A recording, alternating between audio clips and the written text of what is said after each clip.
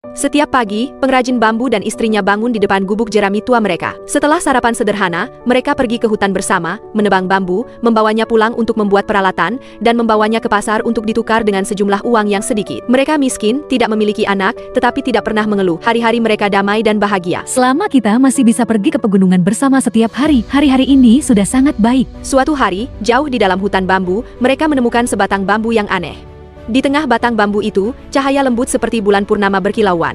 Pengrajin bambu itu dengan hati-hati membelah bambu tersebut dan menemukan seorang gadis kecil, tidak lebih besar dari ibu jari, di dalamnya sangat cantik. Ia dengan lembut menggendong gadis itu di telapak tangannya dan, dengan penuh hormat, membawanya pulang.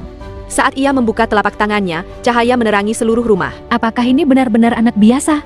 Hembusan angin tiba-tiba menerpa rumah, hampir menerbangkan gadis kecil itu. Setelah angin mereda, ia dengan cepat tumbuh menjadi bayi biasa. Pasangan itu mengerti bahwa ia telah memilih untuk tetap tinggal di dunia manusia.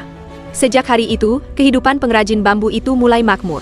Bambu yang ia potong selalu yang terkuat, dan barang-barang yang ia buat sangat populer. Kehidupan secara bertahap menjadi lebih makmur, dan mulai tumbuh pesat di bawah perawatan mereka. Tak lama kemudian, ia menjadi wanita muda yang sangat cantik. Matanya seperti bintang, senyumnya lembut, seolah-olah bahkan malam pun akan bersinar karena dirinya. Namun seiring bertambahnya usia Moonlight, kegelisahan pengrajin bambu itu perlahan muncul. Ia telah dewasa, tetapi pada akhirnya tidak dapat tinggal di keluarga ini selamanya. Ketika topik pernikahan muncul, Moonlight mengajukan sebuah ujian. Untuk menikahinya, seseorang harus membawa kembali sesuatu yang langka dari dunia ini. 5 pelamar berangkat satu demi satu, tetapi tak satu pun dari mereka berhasil. Pengrajin bambu itu akhirnya menyadari bahwa mungkin tidak ada seorang pun di dunia ini yang benar-benar dapat memiliki cahaya bulan. Kemudian, Kaisar, tertarik oleh reputasinya, juga datang untuk menemuinya. Mengetahui perasaannya, ia memilih untuk menghormatinya, hanya ingin menemaninya sebagai teman. Hingga suatu malam, pengrajin bambu itu menemukan cahaya bulan bersandar di jendela, menangis tanpa suara sambil menatap bulan purnama. Ia akhirnya mengungkapkan rahasia yang terkubur dalam hatinya. Ia awalnya adalah bagian dari bulan. Karena ia jatuh ke bumi, langit malam kehilangan kecemerlangannya.